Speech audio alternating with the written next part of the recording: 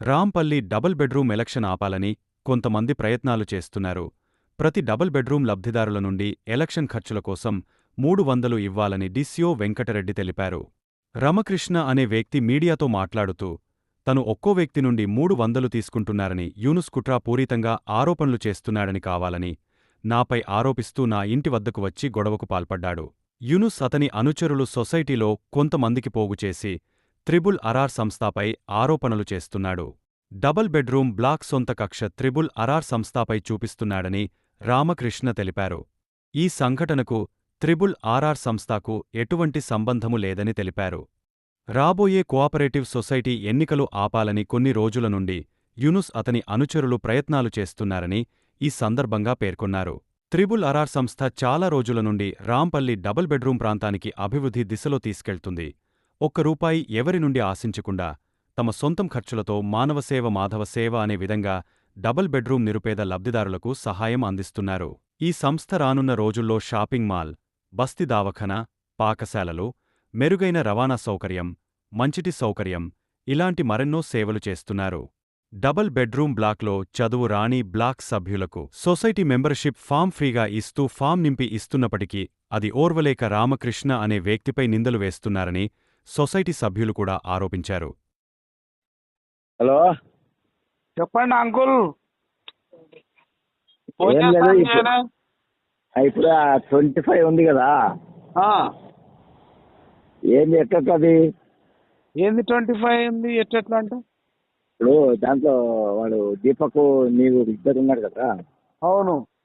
ఇప్పుడు దాని గురించి ఏమన్నా ఫైనల్ అయిందా? ఫైనల్ ఏంది, ఆయననే ప్రెసిడెంట్. అది రిజిస్ట్రేషన్ అని రిసిప్ట్లు పెడుతుండు.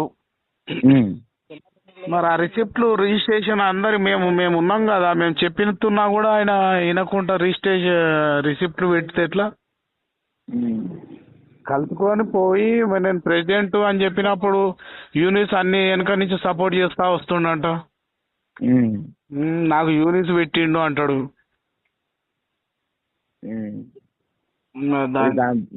దాని గురించి నీకేం ఇంట్రెస్ట్ ఉందా చేయాలని?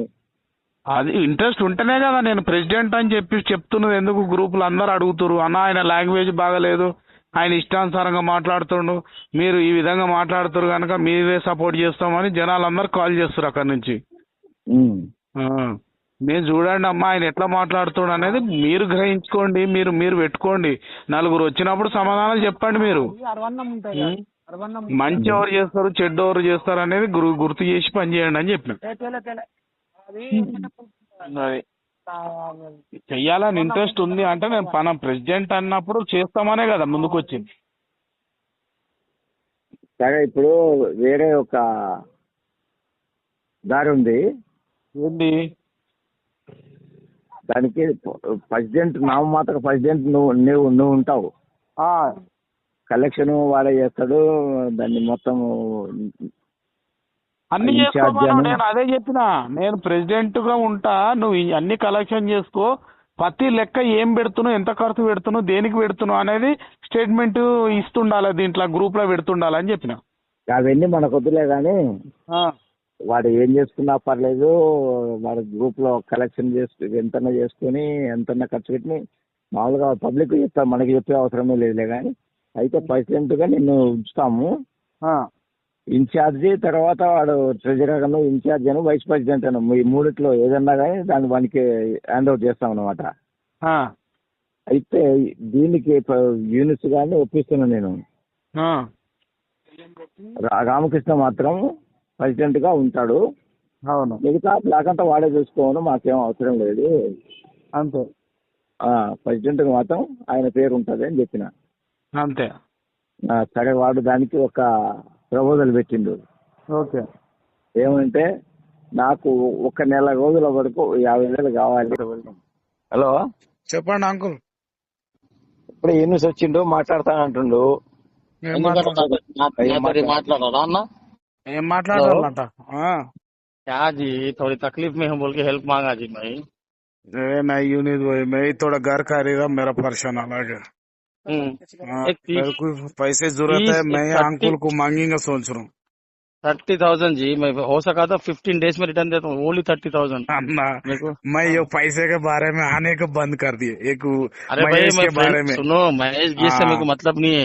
मेरे को तुम सीधे हाथ से देते हो, मैं डामे हाथ को नहीं मालूम होता, वैसा लाके तुम्हारे हाथ में रख देता हूँ। वो भी इनुस सही कैसा है तुम्हारे तो मालूम ही मैं है। इनुस ऐसे इज्जत बात को नहीं मरता। है, ऐसा नहीं। हाँ। मैं क्या बोलना चाह रहा हूँ, देने के तो मैं देता था అంకుల్ హలో ఉదయము పీస్ఫుల్ ఉన్నావా? కొంచెం ప్రోగ్రామ్ ఉంది అంకుల్ చెప్పండి అన్నా नमस्ते। అన్నా హలో नमस्ते भाई, इनुस बोल रहा हूँ। యోనిస్ భాయ్ బోలో బోలో बोलो ना भैया, आप बोले ना। 11 तक जरा ना और अम्मा कुछ भी ना कोसम भाई आज प्रोग्राम है, उसको रात में फोन करा अन्ना मेरे को अब तो नहीं होता, तो टाइम लगता बोल रहा। जल रही थी थोड़ा मेरे को। हाँ टाइम लगता ठीक है ना మీరు గాడి నడు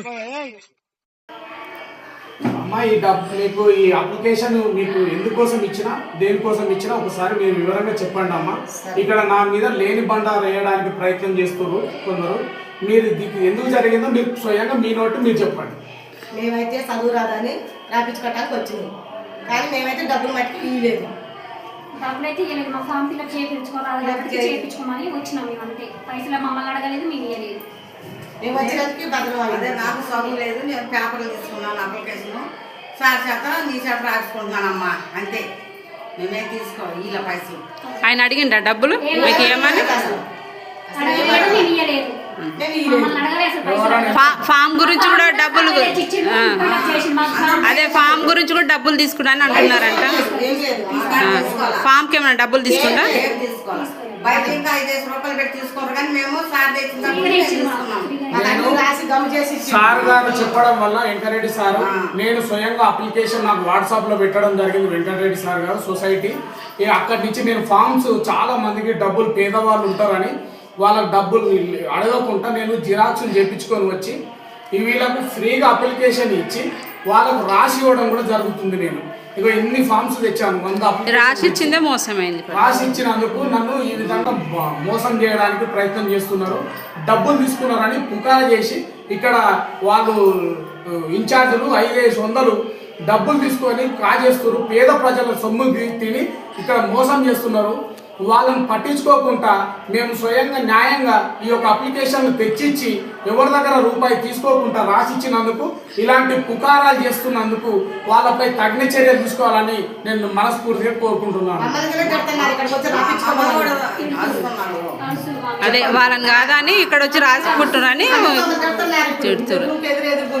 అదే ఏమని తిడుతున్నారు? మీరు డబ్బులు ఇచ్చారేమో అందుకే వాడు రాపించుకుంటున్నారేమో అన్నారు. మేము ఇవ్వలేదు, అప్పుకారు ఎందుకు లేపాలా? ఓకే అమ్మ, మీరు ఈ విషయం మీరు పోలీస్ స్టేషన్ దగ్గర కూడా వచ్చి వాళ్ళు పిలిస్తే వచ్చి చెప్పండి. మేమైతే పైసలు ఇవ్వలేదు.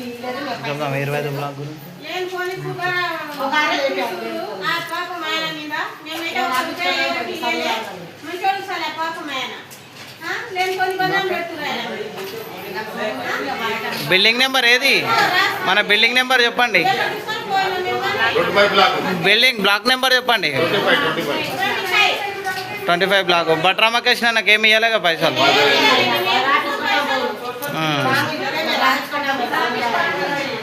అంతేనా?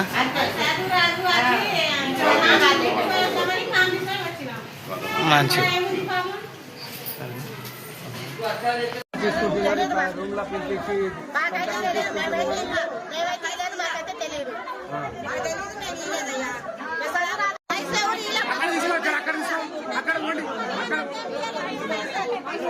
చెప్పండి అమ్మా.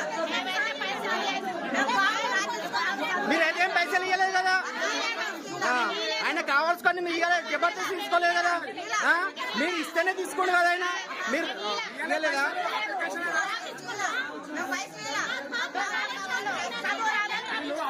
రాస్తుంటే డబ్బులు తీసుకుని